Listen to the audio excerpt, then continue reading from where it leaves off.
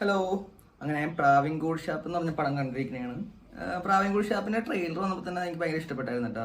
കാരണം ഇതിന്റെ പിന്നണിയിൽ നമ്മുടെ പ്രൊഡ്യൂസറായിട്ട് വന്നേക്കുന്ന നമ്മുടെ അൻവർ റഷീദ് തന്നെയാണ്. അൻവർ റഷീദിന്റെ പ്രൊഡക്ഷൻ ഹൗസിൽ നിന്ന് വന്നിരിക്കുന്ന പടങ്ങൾ കണ്ടിട്ടുണ്ടെങ്കിൽ തന്നെ അടുത്ത പടം ഏതാണ് പുള്ളി ചെയ്യണേ നമ്മളിത് കാത്തിരിക്കും. അതായത് നമ്മുടെ ബാംഗ്ലൂർ ഡേയ്സ് ആയിക്കോട്ടെ, പ്രേമം ആയിക്കോട്ടെ, പറവ, ആവേശം, ട്രാൻസ് മാത്രമേ എനിക്ക് ആ അൻവർ റഷീദിന്റെ പ്രൊഡക്ഷൻ ഹൗസിൽ നിന്ന് വന്നതിൽ അത്ര ഓക്കെ ഇല്ലാത്തുള്ളൂ. ബാക്കി എല്ലാ പടങ്ങളും എൻ്റെ ഫേവറേറ്റിലുള്ളതാണ്. അപ്പം അൻവർ റഷീദിന്റെ പ്രൊഡക്ഷൻ ഹൗസ് തന്നെയാണ് എന്നെ പ്രാവിൻകൂട് ഷാപ്പിലേക്ക് ഏറ്റവും കൂടുതൽ അട്രാക്ട് ചെയ്തത്.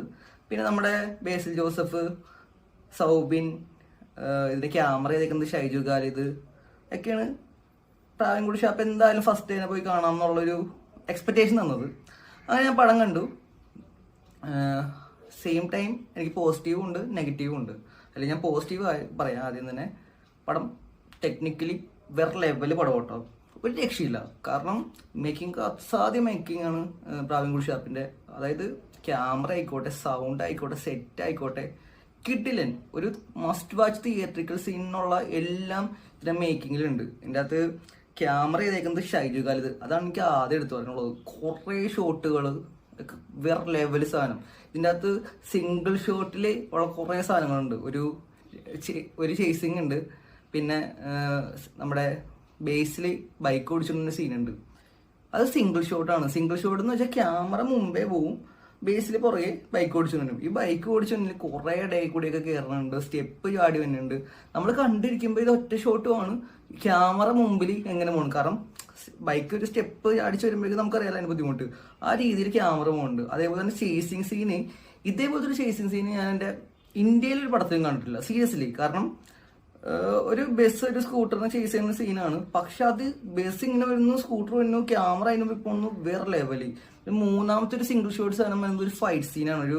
ഈ ഷാപ്പിന്റെ തന്നെ ഒരു മൂത്രപ്പുര കിടക്കുന്നത്. എന്റെ പൊന്നോ, ആ ഒരു മൂത്രപ്പുര ഉണ്ടാവും, ആ ഇടി തീരുമ്പോഴേക്കും മൂത്രപ്പുര പൊളിച്ച് തീർക്കും. അതൊക്കെ ഒറ്റ ഷോട്ടിൽ എടുത്തേക്കുന്ന കുറച്ച് സീനുകളുണ്ട്, വേറെ ലെവല്. പിന്നെ ക്യാമറയുടെ വർക്ക് തന്നെ പറയുമ്പോഴേക്കും ഇതിൻ്റെ അത് ഈ ഷാപ്പിന്റെ ഒരു ഡോറിൽ കൂടി ഒരു പോലീസ് വണ്ടി വരുമ്പോൾ കാണിക്കുന്ന ഒരു സീനുണ്ട്. പിന്നെ ക്ലൈമാക്സിനോട് എടുക്കുമ്പോഴേക്കും ഒരു ഫോഗ് ഒക്കെ വന്ന് അതിന്റെ റിഫ്ലക്ഷൻ വന്നത്. ക്യാമറ ഷൈജു ഖാലിദ് കിട്ടും. മഞ്ഞമ്മൽ ബോയ്സ് കഴിഞ്ഞിട്ടാണ് പുള്ളി വന്ന് ക്യാമറ വർക്ക് ചെയ്തേക്കുന്നത്. അത് ഇന്ത്യയിൽ തന്നെ നമുക്ക് കാണിച്ചു കൊടുക്കുന്നത്. കട്ടട ഞങ്ങളുടെ മലയാള സിനിമയുടെ ക്യാമറ വർക്ക് കണ്ടോ അതുപോലെ. പിന്നെ ഇതിന്റെ മ്യൂസിക് ചെയ്തേക്കുന്നത് വിഷ്ണു വിജയാണ്. വിഷ്ണു വിജയന്റെ മുമ്പത്തെ നമുക്കറിയാലോ പ്രേമലും ഉണ്ട്, ഗപ്പി ഉണ്ട്, ഒരുപാട് പടങ്ങൾ പുള്ളി ചെയ്തിട്ടുണ്ട്. അതിൻ്റെ അകത്ത് എൻ്റെ ഫേവറേറ്റ് ആയിട്ടുള്ളത് സുലൈഖ മനസ്സിൽ. ഇപ്പോഴും നമ്മൾ ഏതൊരു മുസ്ലിം കല്യാണത്തിന് പോയാലും ഈ പാട്ടുകളാണ് ഇങ്ങനെ ഫുള്ളായിട്ട് ഇങ്ങനെ റിപ്പീറ്റ് ആയിട്ട് വന്നുകൊണ്ടിരിക്കുന്നത്. അത്ര ഹിറ്റായിരുന്നു പുള്ളിയുടെ. പിന്നെ തല്ലുമാല. അപ്പോൾ പുള്ളിയുടെ തന്നെ മ്യൂസിക് വർക്കിനകത്ത് കിടുവാണ്. ഇതിൻ്റെ അത് ബേസിലിൻ്റെ തന്നെ കുറേ സാധനങ്ങളുണ്ട്. പിന്നെ സോങ്സ് ഒന്നും ആയിട്ടില്ല, പക്ഷെ സിറ്റുവേഷനായിട്ട് മെൽറ്റായിട്ട് പോകുന്ന കുറേ മ്യൂസിക്കുകളുണ്ട്. അതെല്ലാം വേറെ ലെവല്. പിന്നെ ഇതിൻ്റെ ഡയറക്ടർ ഒരു പുതിയ ആളാണ്, ശ്രീനിവാസ് എന്ന് പറഞ്ഞിട്ട്. അപ്പോൾ പുള്ളിയുടെ ഞാൻ ഇതിനു മുമ്പ് യൂട്യൂബിൽ തുമ്പ എന്നൊരു ഷോർട്ട് ഫിലിം ഉണ്ടെന്ന് അത് കണ്ടു, അത് കിട്ടില്ലായിരുന്നു. പുള്ളി നന്നായിട്ട് പണി അറിയാമെന്ന് വെച്ചിട്ടുണ്ട്. പിന്നെ ഇതിനകത്ത് അഭിനയിച്ചേക്കുന്നവര് ബേസിലും സൗബിനാണ് ലീഡ് റോളിൽ. ബേസിൽ കിഡു ഒരു ഷെർലക് ഹോംസ് ടൈപ്പ് ഒരു സാധനമാണ് ചെയ്തു വെച്ചേക്കുന്നത്. നല്ല അടിപൊളിയായിട്ട് ബേസ് ചെയ്തിട്ടുണ്ട്. ആ ബേസിൽ നിന്നുള്ള ഹിറ്റ് മേക്കർ 2025 പുള്ളിയുടെ ഒരു പടയോട്ടം തുടങ്ങി കഴിഞ്ഞ്. കാരണം പുള്ളിയുടെ പടത്തിൽ നമുക്ക് ധൈര്യമായിട്ട് ടിക്കറ്റ് എടുത്ത് കയറാം. അതൊരു പൈസ വസൂൽ മൂവിയാണെന്നുള്ളത്. പിന്നെ മഞ്ഞമ്മൽ ബോയ്സ് ഒക്കെ കഴിഞ്ഞിട്ട് സൗബിൻ സാഹിർ വന്നിട്ട് നല്ല കിടിലം പെർഫോമൻസ് ഉണ്ട്. പിന്നെ ഇതിൻ്റെ അകത്ത് ചെമ്പൻ വിനോദ് ഉണ്ട്, ചാന്ദിനി ശ്രീധരൻ ഉണ്ട്. നമുക്ക് പണി കണ്ടപ്പോൾ ചാന്ദിനി ഒരു ഡെമ്മി കമ്മീഷണർ റോളിലൊക്കെ കുറേ നെഗറ്റീവ് റോൾ ഞാൻ കണ്ടായിരുന്നു. പക്ഷെ ഇതിൻ്റെ അകത്ത് കിടിലം റോൾ ചെയ്തിട്ടുണ്ട്. പിന്നെ ശിവജിത്ത് എന്ന് പറഞ്ഞിട്ട് നമ്മുടെ ടോവിനോട് കൽക്കിയിലൊക്കെ വില്ലനായിട്ടുള്ള ആ ബോഡിയുള്ള പുള്ളിയാണ്. പുള്ളി ഒരു കൊമ്പൻ ബാബു എന്നുള്ള റോളാണ്. ഒരു ഒറ്റയാന്നുള്ള രീതിയിൽ നല്ല കിടിലം പെർഫോമൻസ് നടത്തിയിട്ടുണ്ട്. പിന്നെ ശബരീഷ് വർമ്മ, പിന്നെ മറിമായത്രി ചേട്ടൻ.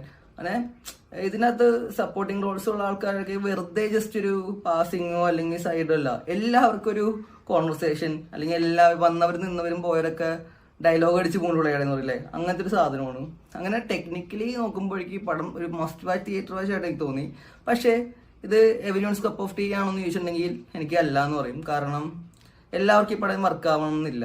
ഒരു ത്രില്ലർ ആണെങ്കിൽ തന്നെ first half is very good, പക്ഷേ സെക്കൻഡ് ഹാഫ് ഒരിക്കലും ഓക്കെ ആയിട്ട് എവിടേക്കോ കുറച്ച് ലോജിക്ക് പോകണ പോലെ, എവിടേക്കോ ചില മിസ്സിങ് വരുന്ന പോലെയൊക്കെ എനിക്ക് ഫീൽ ചെയ്തു.